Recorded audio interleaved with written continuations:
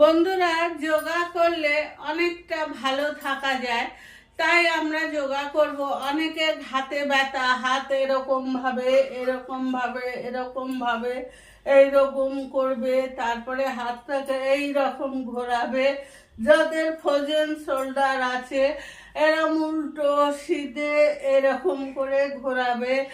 দুটো হাত সমানভাবে ঘুরিয়ে ব্যায়াম করবে। তারপরে এই হাত এইভাবে নেবে, এইভাবে ঘোরালে হাতগুলো খুব ভালো থাকে, ব্যথাটা কম হয়।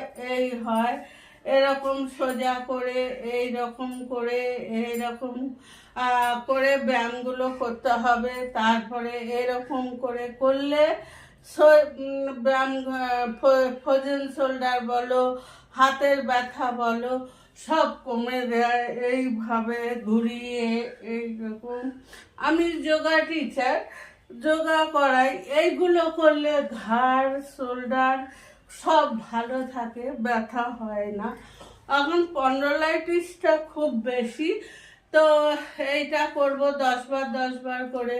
তারপরে হাতটাকে ওপরে নিয়ে এইরকম নেবো, এরকম ঘুরবো। এই এরকম করে করলে ব্যায়ামটা খুব ভালো হয়। তারপরে ঘরের ব্যায়ামটা করব এরকম এরকম করে এরকম করব। যাদের স্পন্ডলাইটিস আছে তারা নিচে নামবো না, এরকম ওপর থেকে যাব, যতটা পিছনে নেব সামনে আসব, এরকম করে আমরা ব্যায়ামগুলো করব।